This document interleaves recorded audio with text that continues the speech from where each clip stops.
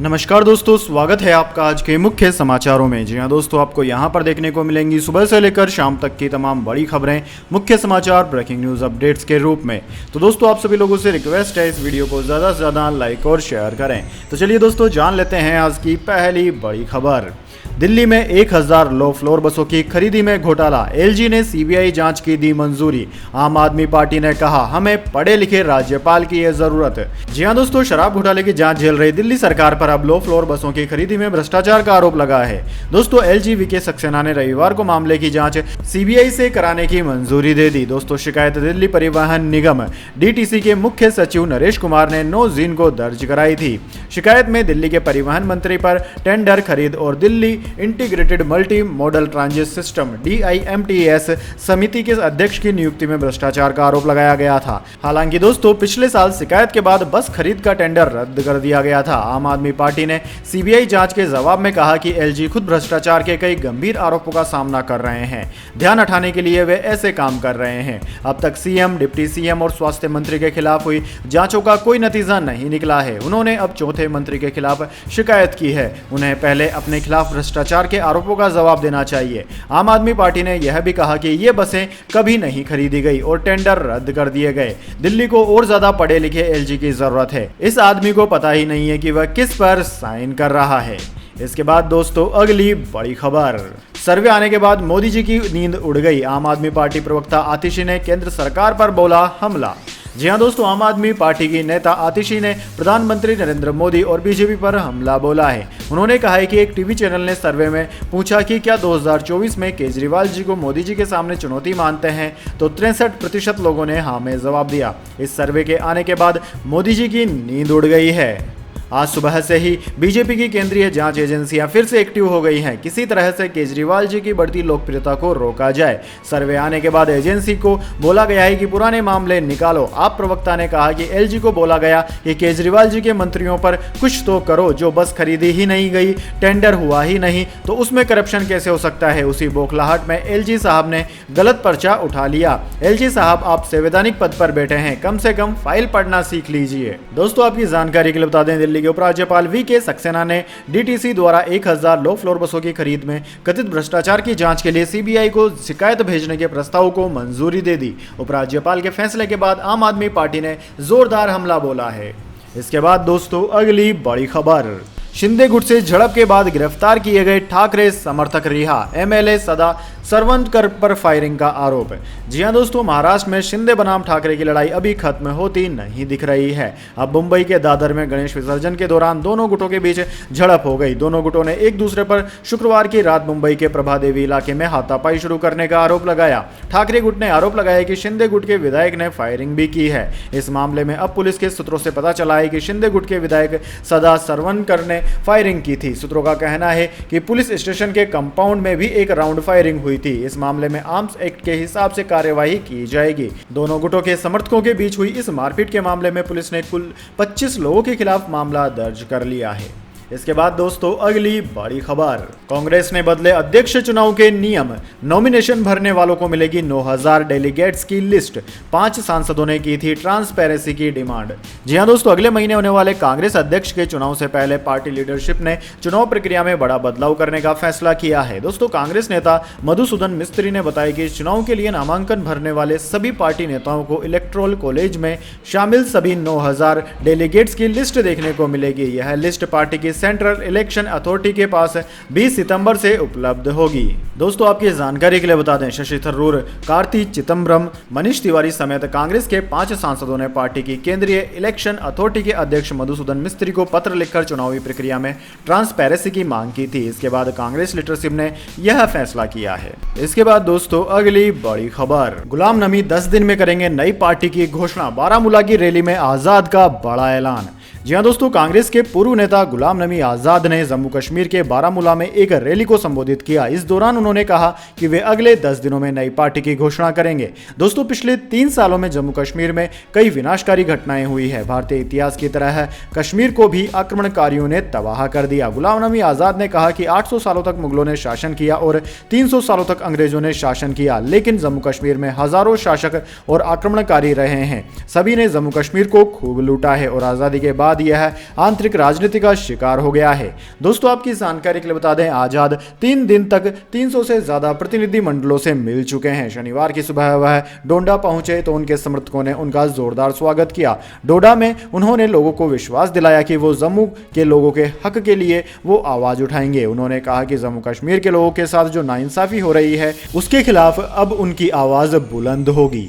इसके बाद दोस्तों अगली बड़ी खबर, बालमोरल कैसल से निकला दिवंगत महारानी एलिजाबेथ का ताबूत, 19 को होगा अंतिम संस्कार।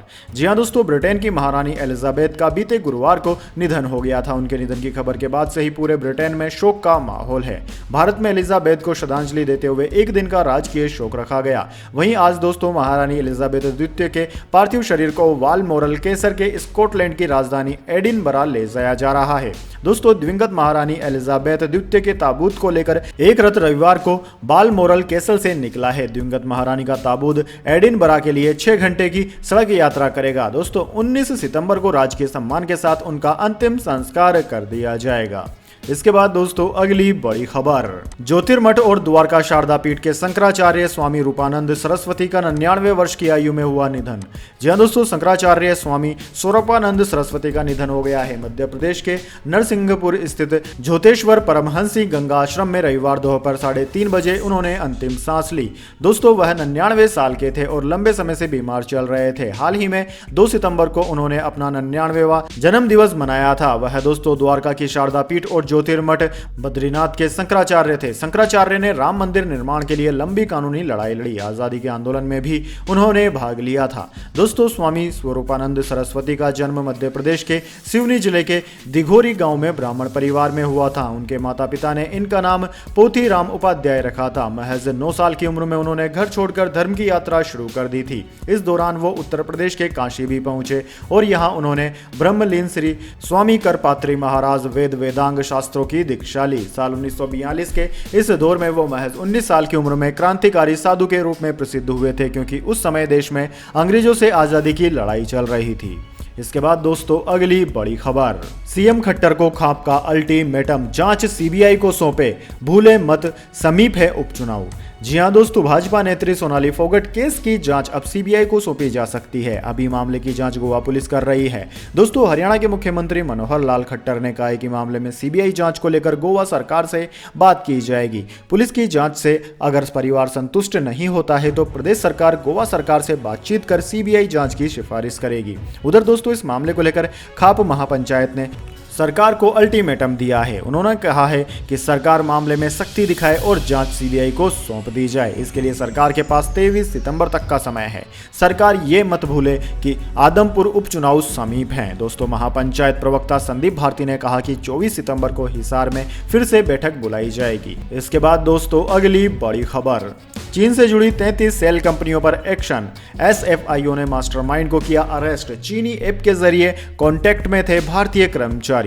जी हां दोस्तों, मिनिस्ट्री ऑफ कॉर्पोरेट अफेयर्स ने serious fraud investigation office SFIO को चीन से जुड़ी 33 सेल कंपनियों के खिलाफ धोखाधड़ी के मामले में जांच के आदेश दिए हैं। इस जांच में एसएफआईओ ने पिछले हफ्ते 3 सेल कंपनियों पर छापेमारी के बाद एक व्यक्ति को गिरफ्तार भी किया है। इस बात की जानकारी मिनिस्ट्री ने रविवार को दी। दोस्तों मिनिस्ट्री ने स्टेटमेंट में कहा कि 8 सितंबर को गुरुग्राम, बेंगलुरु और हैदराबाद में स्थित 3 कंपनियों पर एक साथ छापेमारी की गई। इनमें एक व्यक्ति को गिरफ्तार भी किया गया है। दोस्तों मिनिस्ट्री ने आरोप लगाया कि गिरफ्तार व्यक्ति भारत में चाइनीज लिंक के साथ बड़ी संख्या में शेल कंपनियों को शामिल करने और उनके बोर्ड में नकली डायरेक्टर्स प्रोवाइड करने के लिए रैकेट का मास्टरमाइंड है। दोस्तों मिनिस्ट्री ने कहा कि गिरफ्तार व्यक्ति ने रजिस्ट्रार ऑफ कंपनीज के पास दर्ज रिकॉर्ड के अनुसार खुद को हिमाचल प्रदेश के मंडी का निवासी बताया था। मंत्रालय ने अपने बयान में आरोप लगाया कि आरओसी दिल्ली को इंक्वायरी में मिले सबूत और छापेमारी से सीधे तौर पर यह पता चला है कि Gurugram based genial consultants India private limited company ने डमी डायरेक्टर्स को पैसे दिए थे।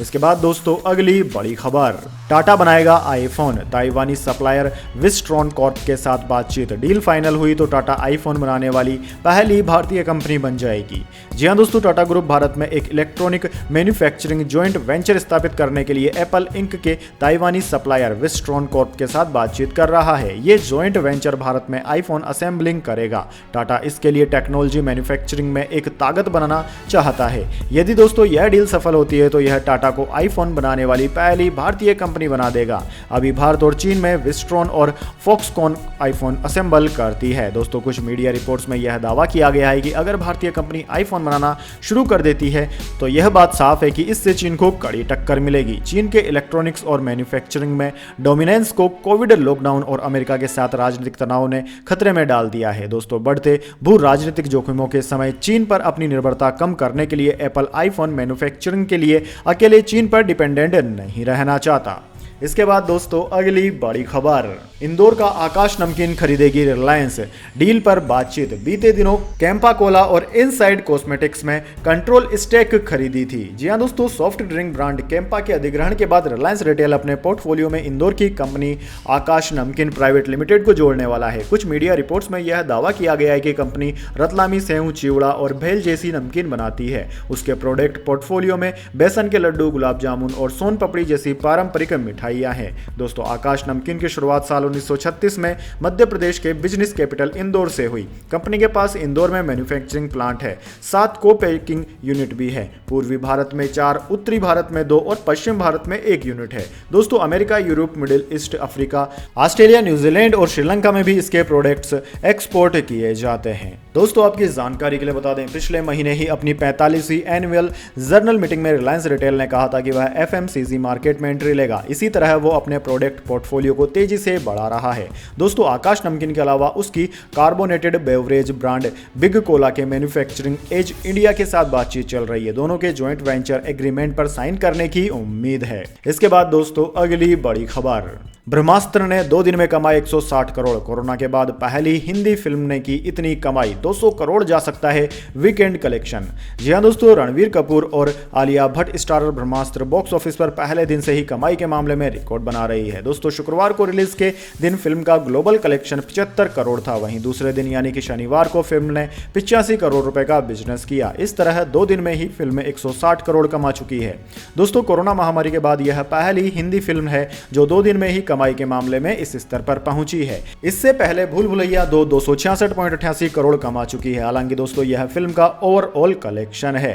आर्यन मुखर्जी के डायरेक्शन में बनी ब्रह्मास्त्र का बजट 410 करोड़ है। फिल्म का भारत में फर्स्ट डे कलेक्शन 36 करोड़ रहा। वहीं दूसरे दिन फिल्म ने 6 करोड़ ज्यादा यानी कि 42 करोड़ कमाई की। ऐसे में पिछली 6 फिल्मों में ब्रह्मास्त्र रणवीर की पहले दिन सबसे ज्यादा कमाई करने वाली फिल्म बन गई है। वहीं दोस्तों ट्रेंड पंडितों के मुताबिक फिल्म अपने पहले वीकेंड में 250 करोड़ के आंकड़े को छू लेगी। इस फिल्म में रणवीर, आलिया के अलावा नागार्जुन, अमिताभ बच्चन, शाहरुख खान और मौनी राय भी अहम भूमिकाओं में हैं। इसके बाद दोस्तों अगली बड़ी खबर, दिल्ली के आगे झुकेंगे नहीं, महंगाई, बेरोजगारी और किसान के बहाने शरद पवार का केंद्र सरकार पर निशाना। जी हां दोस्तों, आम चुनाव से पहले विपक्ष को एकजुट करने के प्रयासों के बीच राष्ट्रवादी कांग्रेस पार्टी के अध्यक्ष शरद पवार ने लोगों से केंद्र सरकार के खिलाफ एकजुट होने का आह्वान किया है। अपनी पार्टी के 2 दिवसीय राष्ट्रीय अधिवेशन को संबोधित करते हुए पवार ने दिल्ली के तालकटोरा स्टेडियम में कहा कि केंद्र की मौजूदा सरकार के आगे हम झुकेंगे नहीं। पवार ने मराठा छत्रपति शिवाजी का नाम लेते हुए कहा कि शिवाजी ने कहा था कि दिल्ली की गद्दी के आगे नहीं झुकेंगे। आज ऐसे ही माहौल में हम यहां जमा हुए हैं। उन्होंने कहा है कि पहले भी मराठा लोगों ने दिल्ली को चुनौती दी है, फिर देने को तैयार हैं। पवार ने कहा कि श्रीलंका और पाकिस्तान में तानाशाही देखी, वहां लोकतंत्र चंद लोगों के हाथों में आ गई है। हमारे देश में 56% कृषि पर आधारित लोग हैं। हमें किसानों पर गर्व है। केंद्र के बनाए 3 कानून 15 मिनट में पारित हो गए, लेकिन विरोध कर रहे किसान दिल्ली की सीमा पर 1 साल तक बैठे रहे। पहले सरकार ने ध्यान नहीं दिया, किसानों को कुचल दिया, अंत में झुकना पड़ा। दोस्तों पवार ने कहा कि हमारी पार्टी किसानों के हित पर काम करती रहेगी, उनके अधिकारों की रक्षा हमेशा करेंगे। कुछ सांप्रदायिक तत्व हालात खराब कर रहे हैं, अल्पसंख्यक समुदाय के अंदर भय पैदा करते हैं, इसलिए हमें सद्भाव पैदा करने का संकल्प लेना चाहिए। इसके बाद दोस्तों अगली बड़ी खबर, काली कमाई का पहाड़, ईडी ने 3 महीने में जब्त किया 100 करोड़ कैश। अब क्या होगा इन रुपयों का? जी हां दोस्तों, आपने परिवर्तन निदेशालय यानी कि ईडी का नाम बीते 3 महीनों में कई बार सुना होगा। दोस्तों बंगाल में पार्थ चटर्जी और अर्पिता मुखर्जी का मामला हो या शनिवार को कोलकाता के एक व्यापारी के ठिकाने पर छापे का, सभी में ईडी एक कॉमन फैक्टर है। वैसे दोस्तों ईडी की इन कार्रवाइयों को लेकर राजनीतिक दलों का अपना घमासान है, लेकिन यहां बात हो रही है दोस्तों इस दौरान पकड़े गए करीब 100 करोड़ रुपए कैश की। दोस्तों सवाल बनता है कि इस पैसे का क्या होगा? होगा। दोस्तों शुरुआत ताज़ा मामले से करते हैं। शनिवार को ईडी ने कोलकाता में एक व्यापारी के घर से 17 करोड़ रुपए से अधिक नकदी जब्त कर ली। कारोबारी पर आरोप है कि उसने मोबाइल गेमिंग ऐप के माध्यम से धोखाधड़ी करके यह रकम जमा करी है। इतनी नकदी गिनने के लिए बैंक के 8 कर्मचारियों को घंटों मेहनत करनी पड़ी। अब दोस्तों लगभग इतनी ही नोट गिनने की मशीनें भी उनके साथ नकदी गिनने का काम करती रही। अब दोस्तों हम आपको बताते हैं कि ईडी इस केस का करती क्या है आखिर। तो दोस्तों कानून के हिसाब से ईडी का रुपया जब्त करने की अनुमति तो है। यह पैसा उसके पर्सनल खाते में जमा भी होता है, लेकिन वो इसका इस्तेमाल नहीं कर सकती। दरअसल जब्ती के बाद आरोपी को पैसे के सोर्स और वैध कमाई होने के सबूत देने का मौका दिया जाता है। जब तक इससे जुड़ा केस चलता है तब तक यह केस ईडी के पास पड़ा रहता है। अगर आरोपी अपनी इनकम का सोर्स साबित कर देता है और कोर्ट उसे मामले को बरी कर देती है तो उस समय यह रकम उसे वापस मिल जाती है। वहीं अगर वो ऐसा करने में असफल रहता है तब इस रकम को गलत तरीके से अर्ज किए गए धन के दायरे में रखा जाता है। हालांकि तब भी इस रकम पर ईडी का दावा नहीं होता। तो दोस्तों आपकी जानकारी के लिए बता दें, एक स्वतंत्र गवाह की निगरानी में इस पूरे केस को एक बक्से में बंद कर दिया जाता है, उसको बिल्कुल सील कर दिया जाता है। इसके बाद में स्टेट बैंक ऑफ इंडिया की स्थानीय ब्रांच में इसे भेज दिया जाता है, जहां ये ईडी के पीडी में जमा कर दिया जाता है। इस तरह यह पूरा रुपया एक जगह पड़ा रहता है। इसे ना तो सरकार इस्तेमाल कर सकती है, ना बैंक और ना ही ईडी। इसके बाद दोस्तों जाने अगली बड़ी खबर, लेकिन उससे पहले मेरी आपसे एक छोटी सी रिक्वेस्ट है। अगर दोस्तों आपको अभी तक हमारी न्यूज पसंद आई है तो इसे एक छोटा सा लाइक जरूर दे दीजिए, और अगर आपको पसंद नहीं आई है तो बेशक आप डिसलाइक भी कर सकते हैं, लेकिन दोस्तों लाइक और डिसलाइक जरूर करिए, क्योंकि दोस्तों यही हमारी मेहनत का फल होता है और इसी से हमें पता चलता है कि आपको हमारी वीडियोस पसंद आ रही हैं या नहीं। साथ ही दोस्तों अगर आप पहली बार हमारे यूट्यूब चैनल पर विजिट कर रहे हैं तो इसे सब्सक्राइब जरूर कर ले, ताकि हर वीडियो की नोटिफिकेशन सबसे पहले आप तक पहुंच जाए। तो चलिए दोस्तों जान लेते हैं आज की अगली बड़ी खबर। सलमान खान की भी लॉरेंस बिश्नोई ने करवाई थी रेकी। सिद्धू मूसेवाला हत्याकांड में पकड़े गए शूटर का खुलासा। जी हां दोस्तों, सिद्धू मूसेवाला के कत्ल के आरोप में दीपक मुंडी सहित गिरफ्तार किए गए कपिल पंडित ने शुरुआती पूछताछ में खुलासा किया है कि उसने लॉरेंस बिश्नोई के निर्देश पर बॉलीवुड अभिनेता सलमान खान को निशाना बनाने के लिए मुंबई में रेकी की थी। रेकी करने वाले लोगों को ठहराने का सारा खर्च उसके जिम्मे था। सलमान खान को मारने के लिए संपत नेहरा के साथ मिलकर यह योजना बनाई गई थी। पंजाब के डीजीपी गौरव यादव ने रविवार को एक संवाददाता सम्मेलन में यह जानकारी देते हुए कहा कि हरियाणा पुलिस ने इससे पहले सलमान खान हमले के मामले में गैंगस्टर संपत नेहरा को गिरफ्तार किया था। डीजीपी ने कहा कि पुलिस इस मामले में भी कपिल पंडित से विस्तार में पूछताछ करेगी। दोस्तों गौरव यादव ने बताया कि मूसेवाला कत्ल केस में अब तक की जांच में पुलिस ने 23 आरोपियों को गिरफ्तार कर लिया है। इसके अलावा 35 लोगों को नामजद किया है। 2 आरोपी शूटर एनकाउंटर में मारे जा चुके हैं। इसके बाद दोस्तों अगली बड़ी खबर, सहकारी संस्थाओं की बैठक में बोले गृह मंत्री अमित शाह, कांग्रेस की सरकार में हुआ दूध उत्पादकों का शोषण। जी हां दोस्तों, केंद्रीय सहकारिता मंत्री अमित शाह ने अमरेली में 7 सहकारी संस्थाओं की वार्षिक आम बैठक में जानकारी देते हुए बताया कि केंद्र सरकार ने प्राथमिक कृषि साख सोसाइटी पैक्स को बहुउद्देशीय बनाने की योजना बनाई है और इसके लिए आदर्श उपसंहिता तैयार की है। अमित शाह ने कहा है कि सरकार बीज संवर्धन और विपणन के साथ साथ जैविक उत्पादों के प्रमाणीकरण के लिए एक बहुराज्य सरकारी समिति बनाने की भी योजना बना रही है। वहीं दोस्तों विपक्षी दलों पर हमला करते हुए अमित शाह ने कहा कि जब कांग्रेस सत्ता में थी तब गुजरात के सौराष्ट्र क्षेत्र में सभी डेयरी सहकारी समितियों को बंद कर दिया गया था, जिससे निजी कारोबारियों को दूध उत्पादकों का शोषण करने का मौका मिला।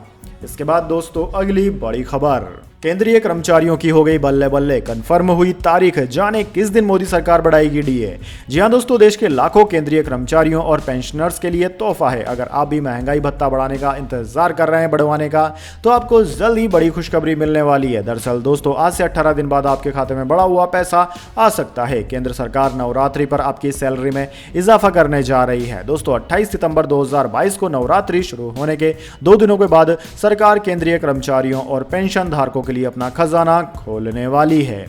इसके बाद दोस्तों अगली बड़ी खबर, stand up comedian Kunal Kamra ने शो रद्द होने के बाद हिंदू समूहों को दी चुनौती।